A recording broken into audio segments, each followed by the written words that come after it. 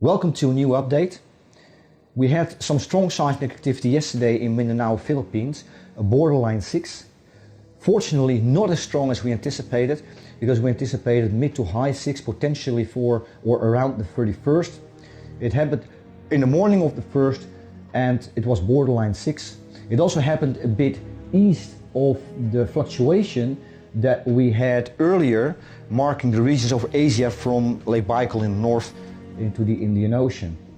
And that shows you that we cannot really be very accurate with those fluctuations. These are rough estimates, and the increased seismic activity may occur to the east or to the west of the purple band. So what we're going to have in the coming days, some interesting planetary and lunar geometry. On the 31st we had some critical geometry involving Mercury, and that will be followed by 2 lunar peaks that could potentially trigger some serious seismic activity, most likely around the 4th. We also see some critical planetary geometry involving Venus, and that will be later on the 3rd, so we have that lunar geometry pretty much in the middle. Overall, because we have planetary peaks on the 4th and the 5th, my estimate is that we could see some seismic increase from the 4th to the 6th, most likely in the 6th magnitude range, mid 6, high 6 maybe, but because of that planetary and lunar geometry from the 31st to the 3rd of February, with the lunar geometry in between, there is a slight possibility of a serious seismic event around the 4th. Again, I'm not at all sure about it. I'm not saying there's a high probability. It is more like a slight possibility. But that would be something to keep in mind. If we look at the solar system, we see the critical geometry primarily on the 4th and the 5th. On the 4th we have Sun, Venus and Jupiter in a conjunction, and then the next day, less than 24 hours later, we see Mercury, Sun and Uranus in a conjunction, followed by a lunar conjunction with the Sun, which is, in other words, a full moon. And I mark that here with the green line. And this is all coming together on the 4th and 5th of February. There is a possibility that there will be larger seismic activity following the next lunar peak on 6th February, but we're not there yet. So currently I guess that we could see a seismic increase from the 4th, and that's really in a couple of days from the 4th to the 6th. And keep in mind, on the 4th there is a slight possibility of a serious seismic event. And if we look at the atmospheric fluctuations, the latest that we picked up, it isn't all that much activity in the atmosphere currently, but on the 29th we picked up a couple of fluctuations, and we see again a purple band here over Asia from Lake Baikal in the north down to the Indian Ocean. That has been on the radar for several days now. And also to the west, a purple band, and that marks the region from Afghanistan over Pakistan into the western part of the Indian Ocean, and we see India right in the middle. Interestingly, we've already seen magnitude 5.8 right in between in China, and if we count 6 days we would end up around the 4th, and these areas could be a candidate for larger seismic activity if we look at the atmospheric fluctuations.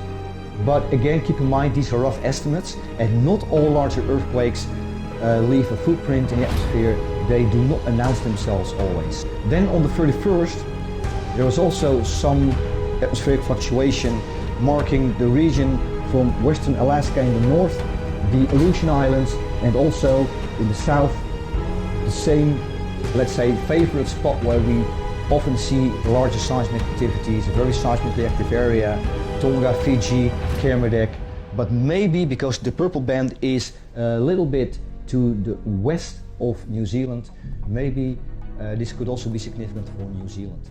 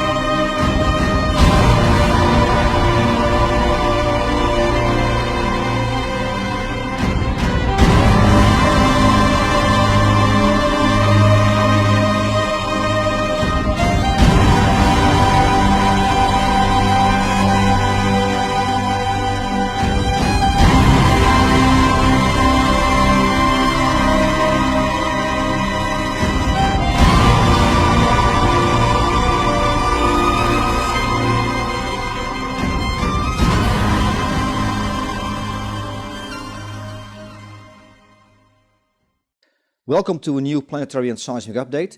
Today is February 27th, 2023, and the first week of March is going to be very critical. Before I go into a detailed analysis of the first week of March, first let's have a look at what we had in the last couple of days. We had a planetary conjunction on the 24th, that was the purple peak, and we estimated some seismic increase, not that much, around the 25th, 26th as a result. And on the 25th we had two strong earthquakes, a 6.1 in Japan and 6.2 at the New Britain region, Papua New Guinea. These areas were also marked by atmospheric fluctuations that we recorded on the 21st. They were the only significant atmospheric fluctuations actually. Now let's have a look at the first week of March. On the 2nd we see a convergence of critical planetary geometry. This is going to be very significant, and also on the 4th and 5th we see some critical planetary geometry. That's the purple peak in particular. So let's go over this critical planetary geometry. On the 1st we have Mercury, Sun and Mars in a conjunction, and that will be followed early on the 2nd by Earth, Venus and Jupiter in a conjunction. Within 9 hours there will be another planetary conjunction also involving Earth, and that will be Earth, Mercury and Saturn, and this is going to be critical. This convergence with Earth involved, both planetary conjunctions, that's going to be very critical, and we could see a major to great seismic event as a result, possibly around the 3rd or 4th, but it could also be around the 6th, 7th with the full moon. So let me explain. We have another planetary conjunction, and that will be exact on the 5th. There will be Mars, Venus and Saturn. This is also a critical planetary conjunction with Venus in the middle. And it will be exact on the 5th, but it will already be very close in the conjunction around the 2nd, where we already have a convergence of critical planetary geometry. And altogether makes the first week of March extremely critical. Again, we could see a major to great seismic event as a result. It could be mid-7, but also well above magnitude 8. I'm not exaggerating here. I'm not trying to create fear. This is a warning because the critical planetary geometry that we see here is known to cause major to great seismic events, and we should not underestimate it. So this Mars-Venus-Saturn conjunction is already very close in the conjunction around the 2nd. So if we consider the 2nd, we actually have 4 planetary conjunctions converging. Now it may not be just one single larger seismic event, it could be multiple seismic events well above magnitude 6 in this first week of March, and we actually could be dealing with two scenarios here. Either we're going to have the largest seismic event around the 3rd or 4th, just following the critical planetary geometry on the 2nd, or, and then maybe also some seismic increase after the 5th, that will be around the 6th, 7th at the time of full moon, or we could see an additional seismic increase around the 3rd, 4th, and then the largest seismic event following the planetary geometry on the 5th, and it will be around the 6th, 7th with the full moon. There's no way to know, but the first week of March is going to be critical, extremely critical. Again, we could see a seismic event well over 7, maybe well over 8 magnitude. If we look at atmospheric fluctuations, that could give us some idea where larger seismic activity may occur. It's not perfect, but it could be an important indicator. We picked up 2 fluctuations, or actually a couple of fluctuations on the 25th.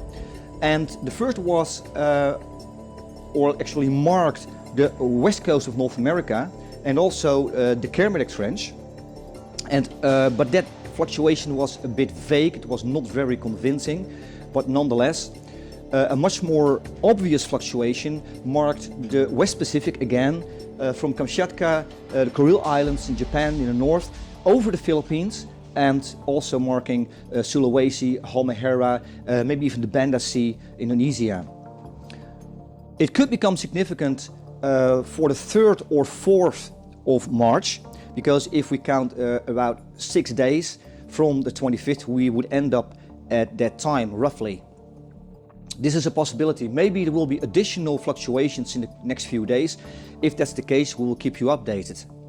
Again, the first week of March will be very critical, and we could see a major to great seismic event.